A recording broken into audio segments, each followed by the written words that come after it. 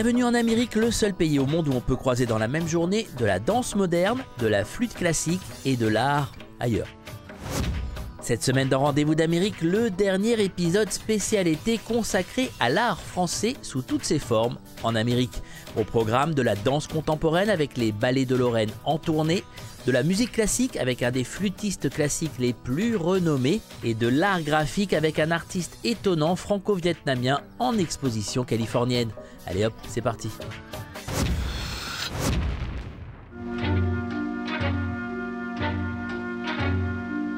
Si vous êtes un poil branché art, vous connaissez sans doute ce jeune franco-vietnamien.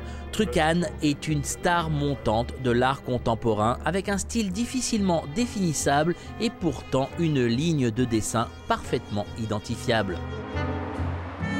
Truc Anh a présenté ses œuvres cet été à la Burt Gallery dans le sud de Los Angeles, quartier étrange entre zone industrielle et rendez-vous des galeries Branchos. Une exposition en Californie qui offre énormément d'opportunités. Truc Anh s'en rend parfaitement compte.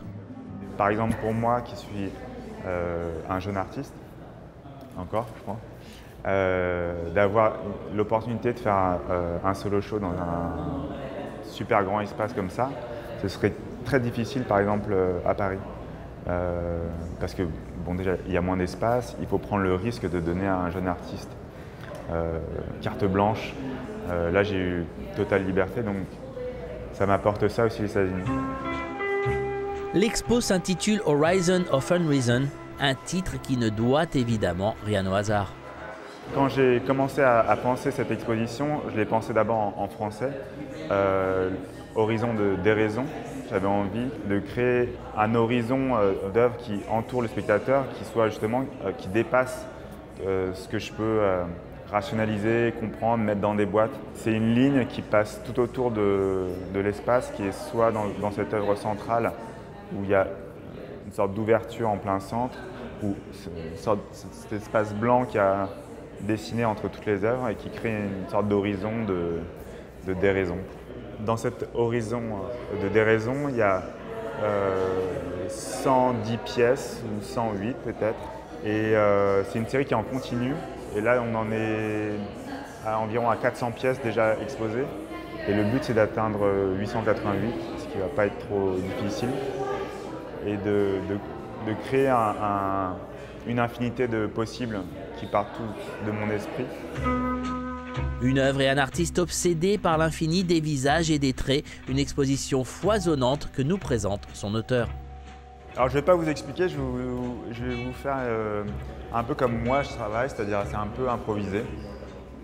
Et un peu tout ce qui me passe par la tête quand je fais un peu cet accrochage, ça commence par un crâne de Néandertal qui est fait par 4 pinceaux en même temps, donc l'image se brouille. Ici ça peut être un divorce, c'est-à-dire que c'est une seule ligne qui crée un profil de père, de mère et d'enfant au centre. Peut-être un autoportrait, je ne sais pas. Moi, c'est pas ça ou ça, c'est ça en fait. Moi, je suis là. Je suis pas dans un entre-deux, un entre-trois, je suis un entre-cent, quoi. Je suis tous ces interstices. Ici, Yuri Gagarin, premier homme dans l'espace, qui va sur la planète 888.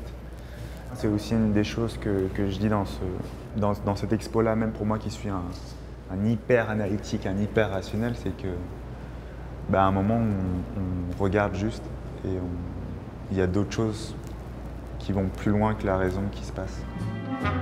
Pour savoir ce qu'il se passe au-delà de la raison, on ne saurait trop vous conseiller d'aller faire un tour à l'intérieur de l'étrange et fascinant esprit de Truc Anh.